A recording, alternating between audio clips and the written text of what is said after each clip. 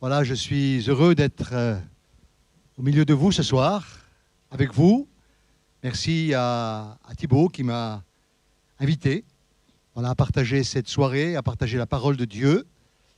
Et j'aimerais simplement donc partager avec vous ce que le Seigneur a mis sur mon cœur.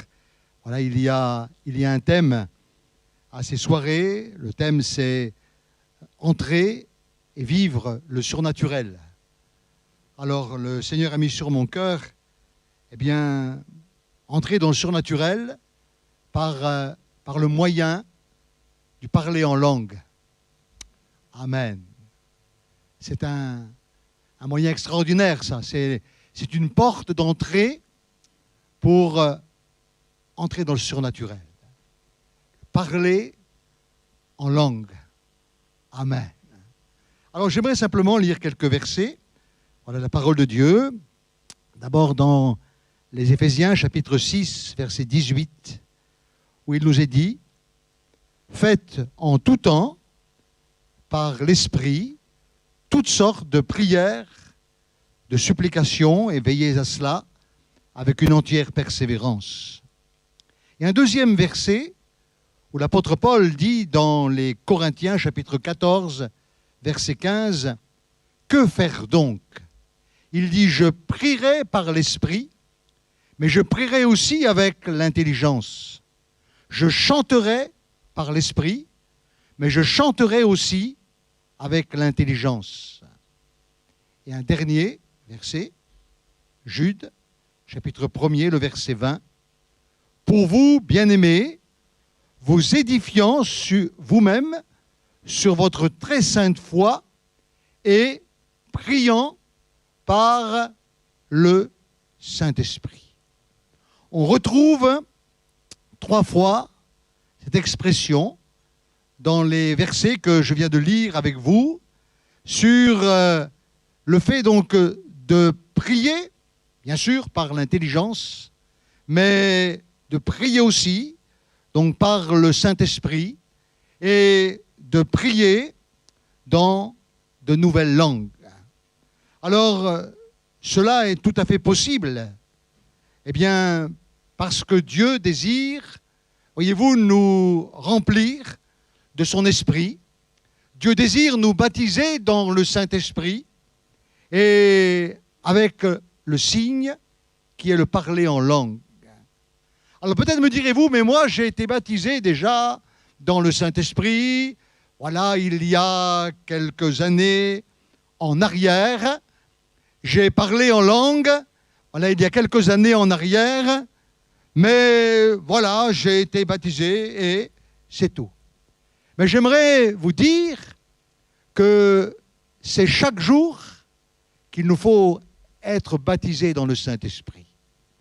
Personnellement, chaque matin, je suis à nouveau baptisé dans le Saint-Esprit. Voilà, dans mon culte personnel, j'ai une onction nouvelle. Je recherche cela de tout cœur.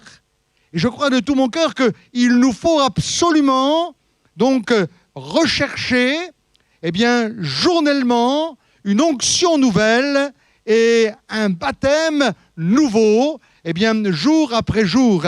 La parole de Dieu nous dit, concernant le parler en langue, d'abord donc à Jérusalem dans la chambre haute, ils furent tous remplis du Saint-Esprit et se mirent à parler en d'autres langues selon que l'Esprit leur donnait de s'exprimer. Également, dans la maison de Corneille, le don du Saint-Esprit était aussi répandu sur les païens, car on les entendait parler en langue et glorifier Dieu. Et à Éphèse, l'apôtre Paul fait cette expérience. Paul, quand il leur eut imposé les mains, le Saint-Esprit vint sur eux et ils parlaient en langue et ils prophétisaient.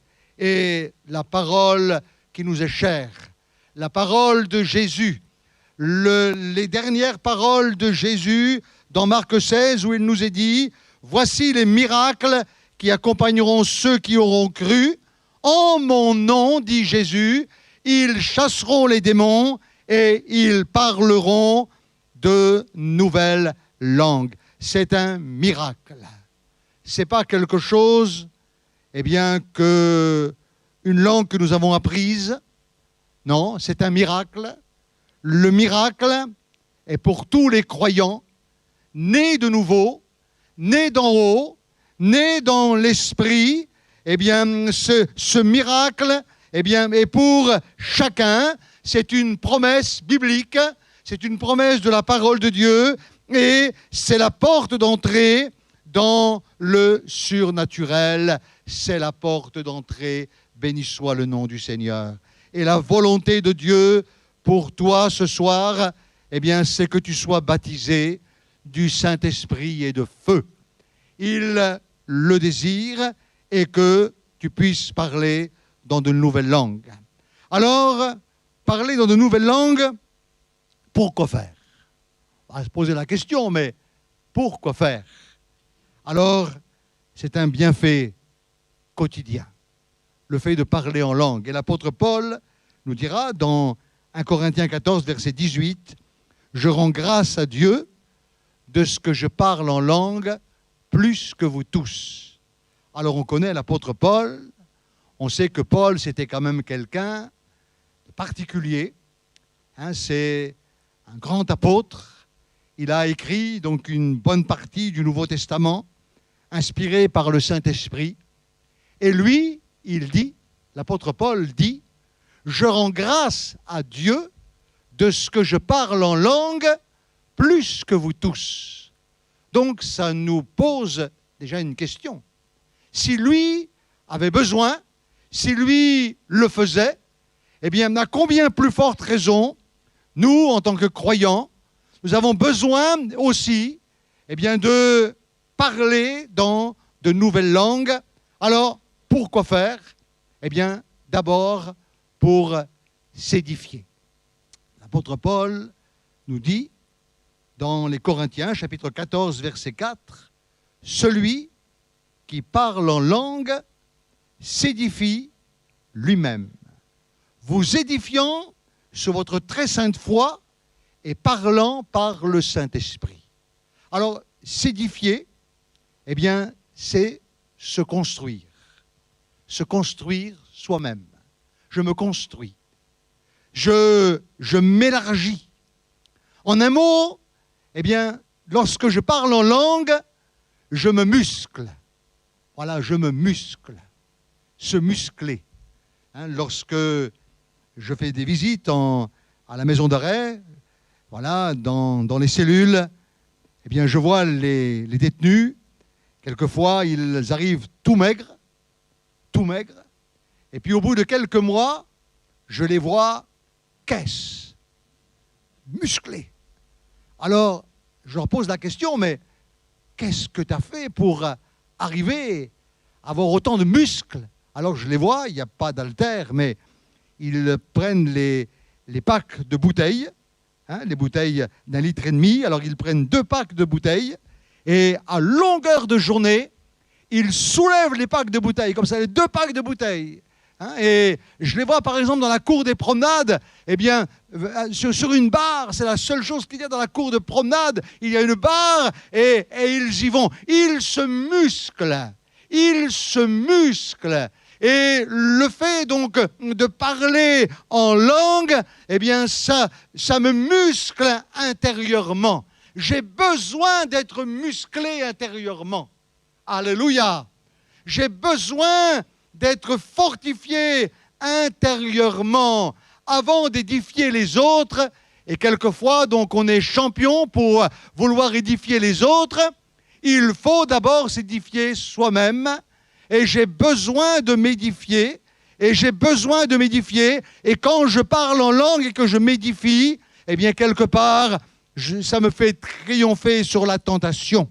Lorsque la tentation arrive, eh bien, et que mon être intérieur est musclé, lorsque mon être intérieur, eh bien, a été édifié, eh bien, je suis fort sur la tentation et je triomphe, je remporte des victoires.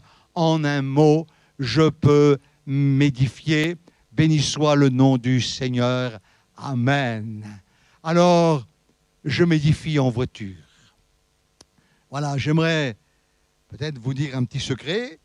Ma voiture, c'est une véritable chapelle à 4 roues. Voilà, mais il n'y a pas une croix dessus, mais c'est une chapelle à 4 roues. Voilà, parce que dans la voiture, en venant, eh bien, je m'édifie. Et puis dans la rue aussi, je m'édifie. Maintenant, c'est facile avec les masques. Hein? Vous pouvez y aller. Hein? Voilà, vous n'avez rien à craindre avec le masque. Voilà, béni soit le Seigneur. Je peux m'édifier en voiture. Je peux m'édifier aussi sur mon lieu de travail. Voilà, je peux m'édifier. Je peux parler en langue. Je ne suis pas obligé de parler en langue très fort.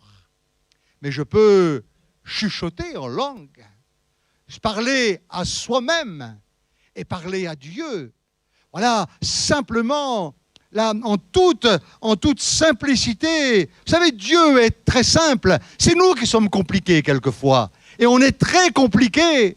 Mais Dieu est simple. Et il attend de nous que l'on puisse, eh bien, nous édifier, eh bien, dans la cuisine. Le matin, dans la salle de bain, en se rasant. C'est possible. Voilà, en prenant la douche. Voilà, je peux parler dans de nouvelles langues. Je peux chanter aussi en langue. On a lu le texte biblique. C'est tout à fait normal de le faire. Béni soit le Seigneur. Alors pourquoi encore parler dans de nouvelles langues? Parce que personne ne comprend. L'apôtre Paul dit dans 1 Corinthiens 14, verset 2, « Personne ne le comprend. C'est en esprit qu'il dit des mystères. » Personne ne le comprend.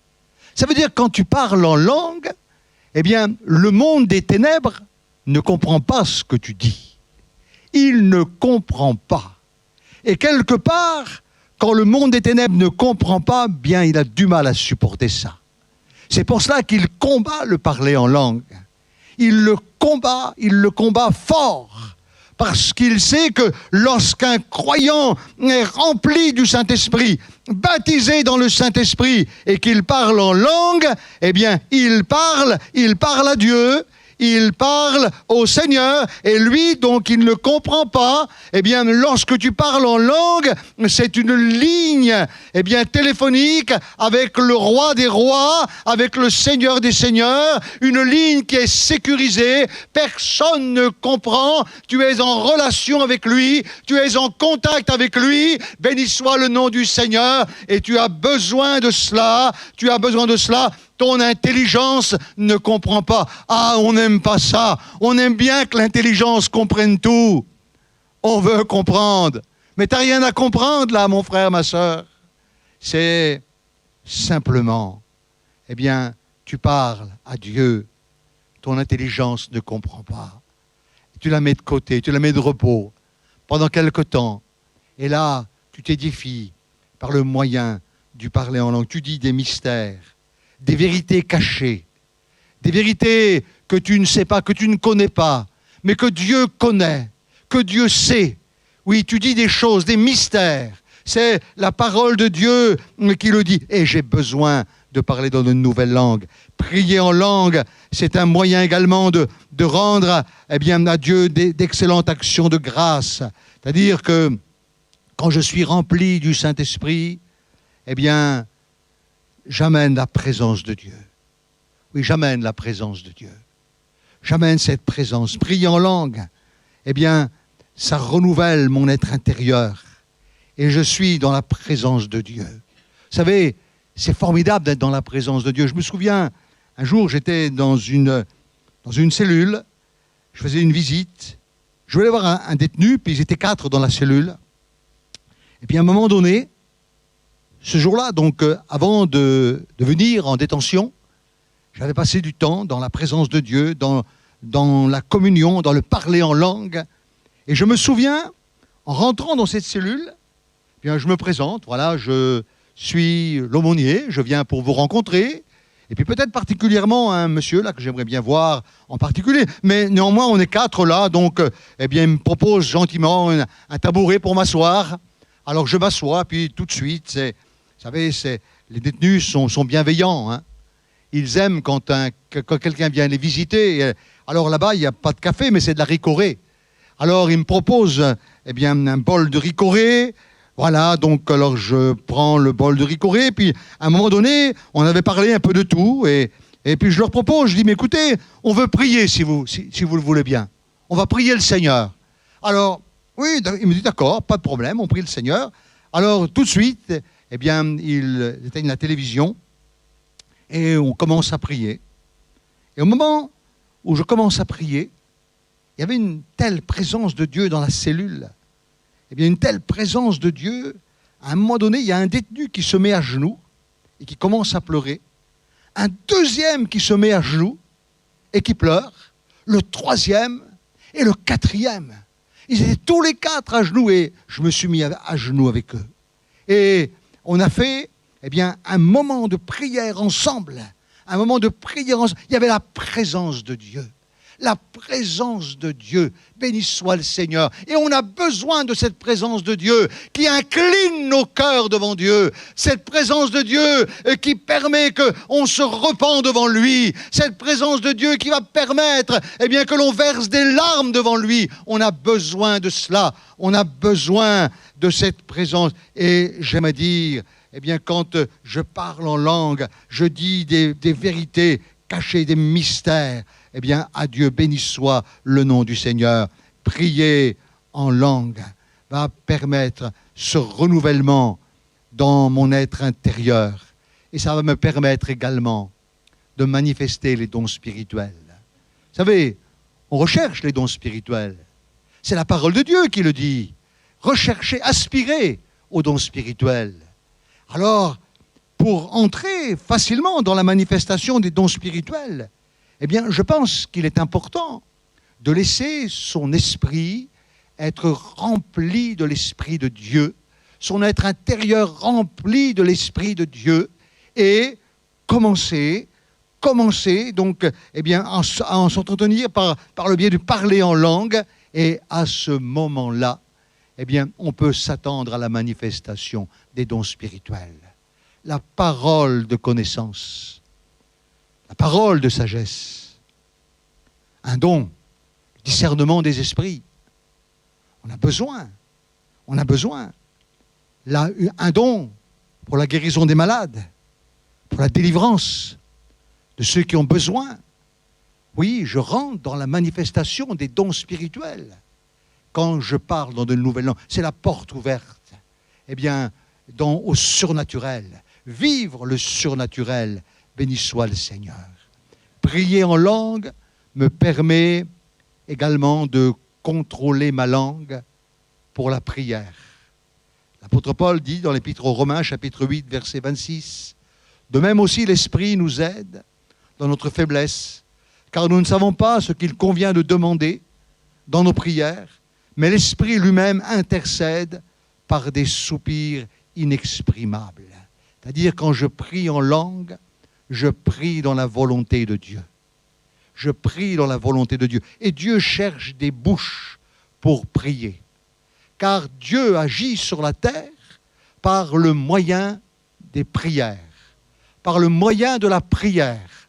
Lorsque un croyant prie, lorsque une église prie, ça permet à Dieu d'agir, ça permet à Dieu de se manifester, ça permet à Dieu de libérer son bras. Et quand je prie dans une nouvelle langue, c'est le Saint-Esprit qui prend le contrôle et c'est lui qui me conduit. On ne sait pas ce que l'on dit, mais le Saint-Esprit le sait et je peux prier. J'intercède certainement pour quelqu'un, je prie pour une personne, je prie pour une situation, je prie pour une personne qui est en danger, mais je prie dans de nouvelles langues, j'intercède dans de nouvelles langues. Béni soit le nom du Seigneur, parce que avec mon intelligence, même si j'ai une grande intelligence, quelque part je sais que je suis limité. Nous sommes limités, mais quand nous prions dans de nouvelles langues,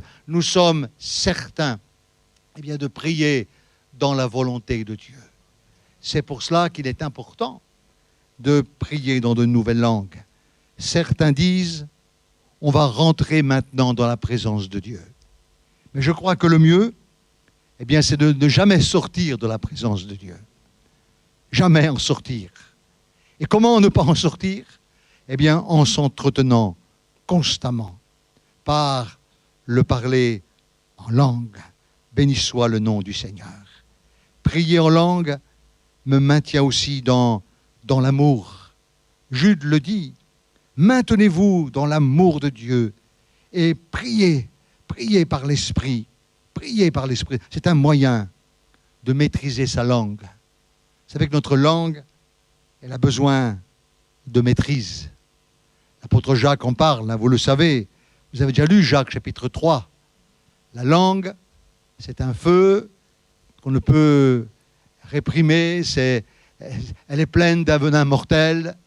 Et avec la langue, quelquefois on détruit tellement, on fait tellement de mal. On apporte vraiment la destruction avec la langue, parce que la Bible dit que la vie et la mort sont au pouvoir de la langue.